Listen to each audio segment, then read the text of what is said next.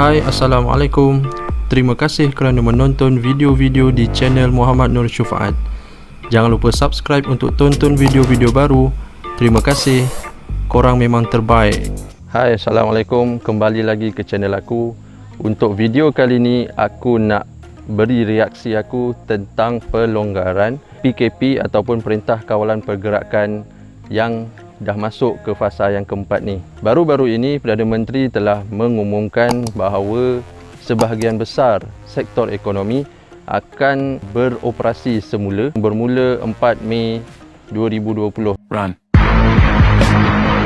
Apa yang aku dapati dan aku fahami, sebenarnya Perdana Menteri sekarang dalam keadaan tersepit di antara dua isu utama, iaitu yang pertama isu kesihatan. Umum semua tahu bahawa sekarang ni PKP dijalankan adalah untuk memutuskan rantaian COVID-19.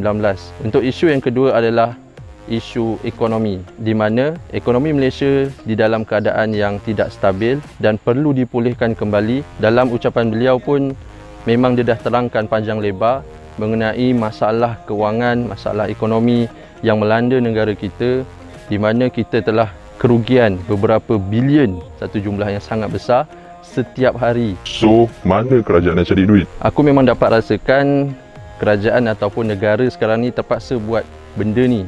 Ia sebenarnya satu keputusan yang sangat berat dan sangat-sangat berisiko tinggi sebenarnya. Perlu ditekankan kat sini, PKP sedang berjalan dan masih berjalan macam biasa. Cuma kali ini bermula 4 Mei, Perdana Menteri telah mengumumkan satu lagi konsep, iaitu yang bernama PKPB, iaitu Perintah Kawalan Pergerakan Bersyarat. Kalau dah nama pun bersyarat, ia bermaksud segala pergerakan juga perlu bersyarat dan perlu mematuhi segala SOP yang telah ditetapkan. Hal ini juga bermaksud pelonggaran yang telah diumumkan oleh Perdana Menteri baru-baru ini adalah kelonggaran yang bersyarat dan tidak sewenang-wenangnya untuk dilanggar ataupun diingkari. Apa yang menjadi tanda tanya aku sekarang ni, adakah sebahagian daripada rakyat akan mengikut syarat yang telah ditetapkan, sedangkan semasa PKPD iaitu Perintah Kawalan Pergerakan diperketatkan, ramai je yang melanggar ataupun ingkar dengan arahan tersebut. Kalau kita lihat dalam sidang media yang dibuat oleh YB Datuk Ismail Sabri Yaakob selaku Menteri Pertahanan, memang nampak ramai yang telah ditangkap dan ramai juga yang telah didenda dengan beribu-ribu ringgit. Adakah ia menunjukkan bahawa rakyat Malaysia ni memang mengikut arahan PKP yang telah dikeluarkan? Lepas tu tiba-tiba PKP untuk fasa yang keempat ni dilonggarkan pula. Aku bagi gambaran kat sini. Kalau sebuah kilang tu beroperasi, mungkin ada dalam 100 hingga 200, mungkin ada yang 300 hingga 400 orang dalam satu-satu masa. Ia sebenarnya boleh mendatangkan risiko yang sangat tinggi untuk wujudnya kluster-kluster baru. Masa ucapan PM tu pun aku ada dengar ada beberapa aktiviti yang telah dibenarkan, antaranya jogging, bermain tenis dan juga aktiviti sukan yang tidak mempunyai penonton yang ramai. Untuk keputusan yang itu aku tak setuju, sebab walaupun penjagaan kebersihan dititik beratkan, ia masih berisiko untuk menerima jangkitan. Dan satu lagi, aktiviti-aktiviti ini sebenarnya tak melibatkan ataupun tak mempengaruhi pun sektor ekonomi yang diperkatakan tu. Aku nampak macam lebih kepada riadah, rekreasi dan sebagainya. Percayalah, kebanyakan rakyat akan mula lupa SOP, mula lupa prosedur dan sebagainya apabila diberikan sedikit kebebasan seperti ini. Apa yang mereka lebih ingat adalah beraya. Walaupun tidak dibenarkan untuk beraya rumah ke rumah, tetapi still kita akan beraya di dalam rumah, betul tak? Kalaulah datang rumah orang lain pun tak boleh, nak merentas negeri untuk balik ke kampung lagilah tak boleh kan?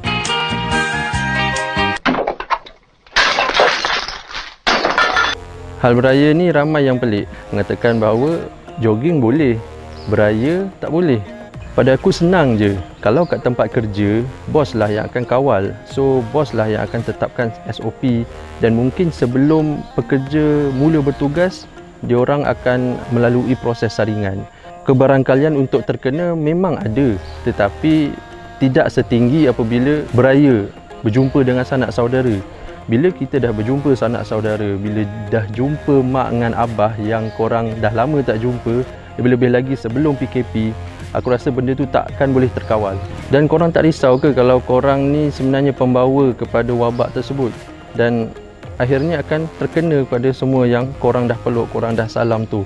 Sebenarnya aku risau dengan gelombang yang seterusnya ni, mungkin gelombang yang ketiga ataupun keempat. Aku sebenarnya kesian dekat kawan-kawan frontline aku yang dah berjuang berminggu-minggu sepanjang tempoh PKP ni. Mungkin ada yang sebelum tempoh PKP ni lagi, diorang dah turun untuk bersama-sama mencegah ataupun merawat pesakit-pesakit yang semakin ramai masa tu. Orang berniaga macam aku pun sebenarnya terkesan, bukan setakat dalam tempoh PKP ni, tetapi mungkin selepas tempoh PKP, mungkin tahun hadapan baru boleh berada ataupun pada keadaan seperti sedia kala. Maknanya lebih stabil lah. Pada aku, kalau kita nak kawal rantaian COVID-19 ni, memang perlu kawal betul-betul. Kalau dah kata PKP sehingga 12 Mei, mungkin sebab 12 Mei mungkin baru boleh laksanakan kelonggaran pada sektor-sektor ekonomi yang dah disebut sebelum ni. Aku cuma berharap tiada lagi kes baru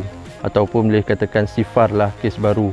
Sebab benda ni kalau seorang kena, mungkin akan terpalit kepada orang-orang di sekelilingnya. Aku faham kerajaan memang terpaksa buat benda ni dan keputusan pun telah diambil dan diumumkan oleh Perdana Menteri, dan aku rasa untuk buat pusingan you tu macam samar-samar sebab keadaan ekonomi kita yang kurang stabil sekarang ni. So, aku berpendapat bahawa senarai SOP perlu jelas dan perlu dipatuhi oleh setiap orang, dan itulah tugas kerajaan dan juga sebenarnya tugas kita untuk mematuhi setiap peraturan dan setiap undang-undang. Kalau bukan kau yang jaga diri kau, siapa lagi? Korang sebagai rakyat Malaysia juga perlulah bekerjasama dengan kerajaan, sebab kalau hanya sebelah pihak sahaja yang beria-ia, sebelah pihak lagi buat tak endah, maka benda tu takkan berjaya. Ibarat bercinta, bertepuk sebelah tangan, semua tu takkan jadi, babe. InsyaAllah, semoga kita dapat bersama-sama memutuskan rantaian COVID-19 ini dan kita berjuang sehabis-habisan supaya kita dapat mencapai sifar kes baru pada masa akan datang. Kalau rasa video aku ni bermanfaat, boleh like, share dan komen untuk aku tahu feedback yang mungkin boleh aku buat konten dalam video yang akan datang. Terima kasih kerana menonton. Stay safe dan stay home. Assalamualaikum.